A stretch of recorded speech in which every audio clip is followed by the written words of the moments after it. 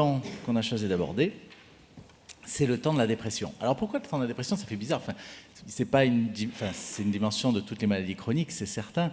Mais pourquoi aller chercher ce temps de la dépression? Et en fait, en écoutant les gens, on se rend souvent compte que les gens, qu'ils aient une maladie chronique ou non, quand les gens sont déprimés, le temps change. La dépression fait changer la dimension de temps. Et quand on est déprimé, on est plus lent.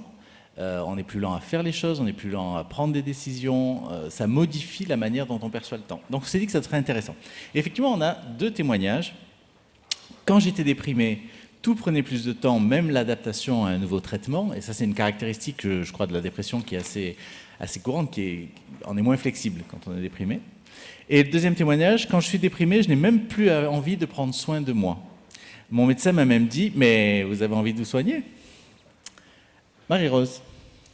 La polyarthrite, elle nous accable de douleurs et ça demande une adaptation presque surhumaine parfois, une utilisation d'une énergie qui nous anime tous, on en a plus ou moins, et le fait d'avoir cette maladie, on a l'impression qu'elle a beaucoup diminué.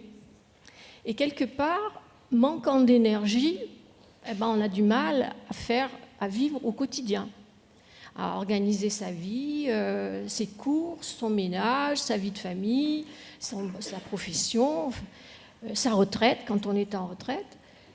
Voilà, on a ce manque d'énergie, et ce manque d'énergie, comment faire pour le redynamiser? Et c'est vrai que ce manque d'énergie, moi je l'ai subi longtemps. Et puis maintenant, j'ai changé d'attitude face à ça en me disant, je vais faire ce que je peux aujourd'hui et ce sera déjà très bien. Regarder chaque jour le côté positif des choses. Se dire, voilà, aujourd'hui, je ne ferai pas une marche de 15 km, mais j'en ferai une de 10 ou de 8. Et puis, ce sera très bien, parce que j'aurai été en contact avec les autres, parce que j'aurai profité de la nature, je me serai fait du bien et je me serai adapté à ce que je suis aujourd'hui. Il en est de même pour tout. La sortie qu'on avait prévue, elle ne se fera pas, parce que je ne suis pas en forme ce soir-là. Ça peut être des projets avec les petits-enfants, les vacances avec les petits-enfants, il y a des fois on est un peu inquiet parce qu'on se dit, mon Dieu, il nous demande une énergie, et cette énergie, on ne l'a pas, ou elle est vite partie. On a beau avoir la volonté, se dire, je vais m'occuper de mes petits-enfants, et puis je me rends compte que, je suis épuisée et je ne peux plus faire ce que j'avais envie de faire. Donc, ça m'attriste, ça me rend pas gai, mais malgré tout, on a fait ce qu'on a pu, et on avance, et on continue. Chaque jour, on se dit, qu'est-ce que je peux faire aujourd'hui? Un bouquet de fleurs, ça peut nous émerveiller. Il y a plein de choses, un air de musique, aller voir des amis. On est d'autant plus présent et une qualité de présence bien différente. Parce que chaque instant où on a cette force, on se dit, on ne va pas la gaspiller. On va en profiter le maximum pour faire ce qu'on peut faire aujourd'hui. Et cela suffit.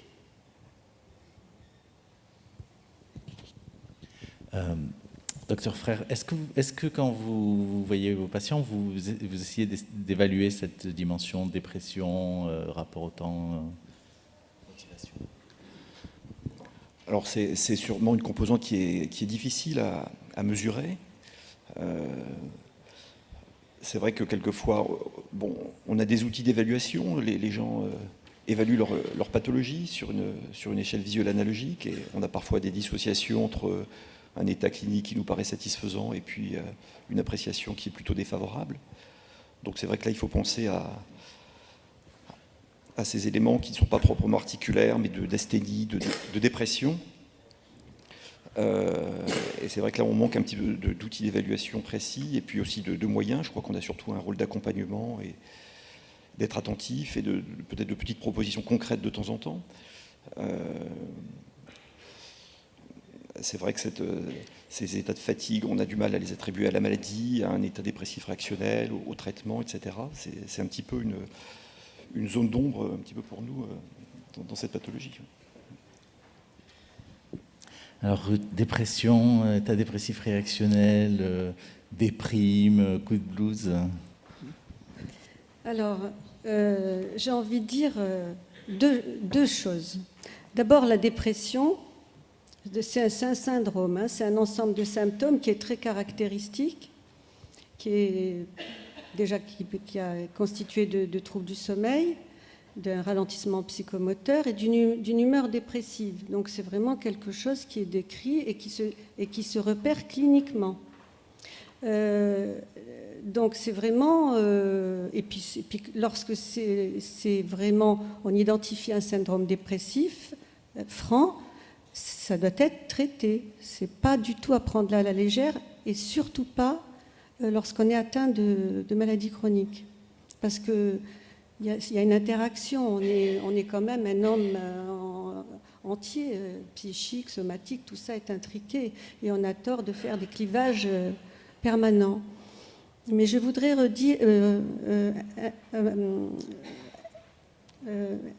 associer avec ce que disait Marie-Rose, la façon dont elle parle de ce moment dépressif.